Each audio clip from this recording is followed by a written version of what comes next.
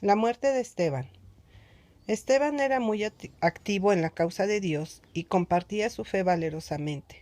Entonces se levantaron unos de la sinagoga llamada de los libertos y de los de Cirene, de Alejandría y de Cilicia y de Asia, disputando con Esteban, pero no podían resistir a la sabiduría y al espíritu con que hablaba.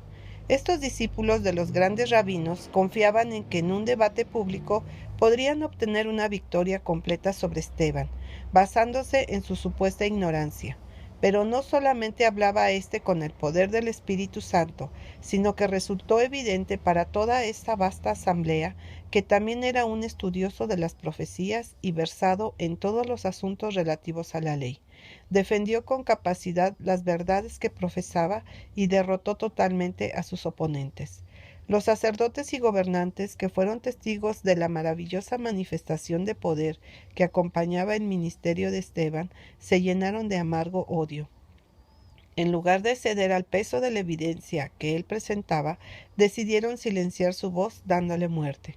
Por lo tanto, prendieron a Esteban y lo hicieron comparecer delante del Sanedrín para someterlo a juicio. Se convocó a eruditos judíos de los países circunvecinos con el propósito de que refutaran los argumentos del acusado. Saulo, que se había distinguido como celoso oponente de la doctrina de Cristo y perseguidor de todos los que creían en él, también se hallaba presente. Este erudito se puso en contra de Esteban en forma destacada. Empleó todo el peso de la elocuencia y la lógica de los rabinos en este caso, para convencer a la gente de que Esteban predicaba doctrinas engañosas y peligrosas. Pero Saulo encontró en Esteban a alguien tan educado como él mismo, y que tenía una plena comprensión de los propósitos de Dios al diseminar el Evangelio por todas las naciones. Creía en el Dios de Abraham, Isaac y Jacob, y estaba sumamente bien fundado con respecto a los privilegios de los judíos. Pero su fe era más amplia y sabía que había llegado el tiempo cuando los verdaderos creyentes adorarían no solo en templos hechos por manos de hombres, sino en todo el mundo. Los hombres podrían adorar a Dios en espíritu y en verdad.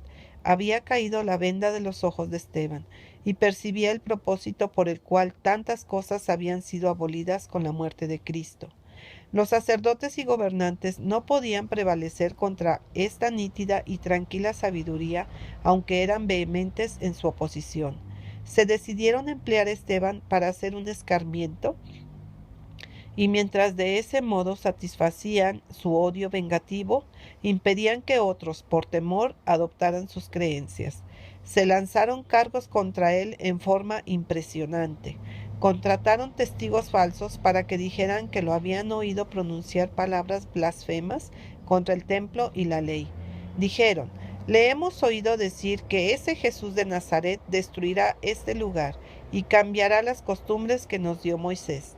Mientras Esteban permanecía frente a sus jueces para responder por el delito de blasfemia, un santo resplandor irradió de su rostro. Entonces todos los que estaban sentados en el concilio, al fijar los ojos en él, vieron su rostro como el rostro de un ángel. Muchos de los que vieron el rostro resplandeciente de Esteban temblaron y se cubrieron, pero la persistente incredulidad y el prejuicio no vacilaron. La defensa de Esteban. Se interrogó a Esteban en cuanto a la verdad de los cargos que le hacían, y él asumió su defensa con voz clara y conmovedora que resonó por todo el recinto del concilio. Procedió a repasar la historia del pueblo elegido de Dios con palabras que mantuvieron en suspenso a la audiencia. Puso en evidencia un conocimiento cabal de todo lo relativo al pueblo judío y de la interpretación espiritual de ello puesta de manifiesto por Cristo. Comenzó con Abraham y procedió a repasar la historia de generación en generación, recorriendo todos los anales de la nación desde Israel hasta Salomón, y recurriendo a sus aspectos más impresionantes para vindicar su causa. Aclaró su propia lealtad a Dios y a la fe judaica, mientras ponía de manifiesto que la ley en la cual confiaban para salvación no había sido capaz de salvar a Israel de la idolatría. Relacionó a Jesucristo con toda la historia judaica. Se refirió a la construcción del templo de Salomón con las palabras de este rey y de Isaías, Si bien el Altísimo no habita en templos hechos de mano, el cielo es mi trono y la tierra el estrado de mis pies. ¿Qué casa me edificaréis?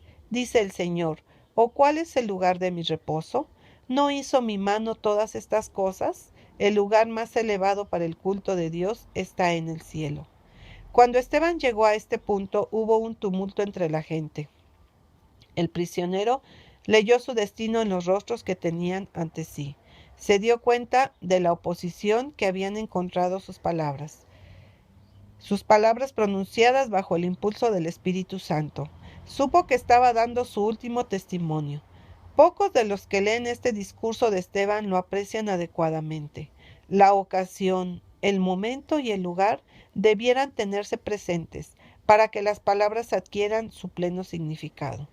Cuando relacionó a Jesucristo con las profecías y habló del templo como lo hizo, el sacerdote, simulando caer presa del horror, rasgó sus vestiduras.